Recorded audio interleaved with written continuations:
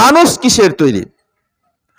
আদম আলাইহিস সালাম থেকে নিয়ে আল্লাহ পাক রব্বুল আলামিন সর্বপ্রথম আদম আলাইহিস সালামকে সৃষ্টি করেছেন। এটা আমরা প্রত্যেকেই বিশ্বাস করি যে আমাদের আদি পিতাকে আদম আলাইহিস সালাম, আদম আলাইহিস সালাম থেকে নিয়েই আজকে আমরা তৈরি।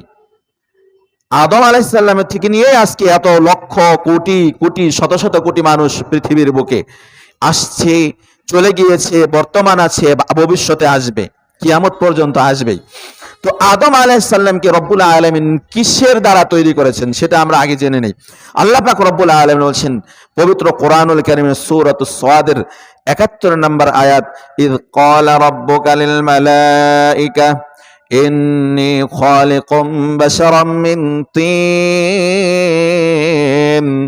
যখন আপনার পালনকর্তা ফেরেশতাদেরকে বলছেন, কি বলছেন? আমি মাটির তৈরি মানুষ সৃষ্টি করতে চাই, আমি মাটির তৈরি মানুষ সৃষ্টি করব। এখানে আল্লাহ পাক রব্বুল আলামিন স্পষ্ট বলে দিয়েছেন, ফেরেশতাদেরকে আগে বলেছেন যে আমি মাটি দিয়ে মানুষ তৈরি করব। ক্লিয়ার? এরপর আল্লাহ পাক রব্বুল আলামিন বলছেন ওয়ালাকাদ খালাকানাল ইনসান মিন সলসালিম মিন হামাইম মাসনুন। নিশ্চয় আমি মানুষকে সৃষ্টি করেছি পচা কর্দমাক্ত মাটির থেকে ঠনঠনা করে, তারপরে আমি মানুষকে সৃষ্টি করেছি। আমরা আদম আলাইহিস সালামকে যে সৃষ্টি করেছেন পচা কাদাযুক্ত মাটির থেকে,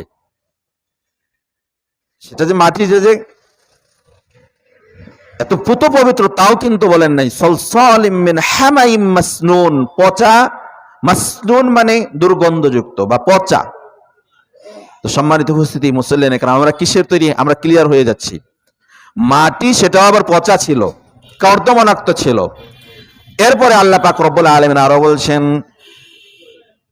হুয়াল্লাযী খালাকাকুম মিন তিন, তিনিই তোমাদেরকে সৃষ্টি করেছেন মাটির থেকে।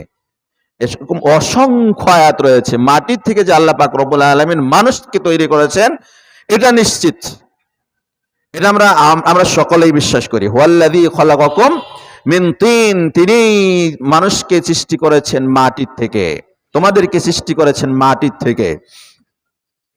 এরপর আল্লাহ পাক রব্বুল আলামিন আরো বলছেন ওয়ালাকাদ খালাকানাল ইনসানা মিন সুলালাতিম মিন তিন।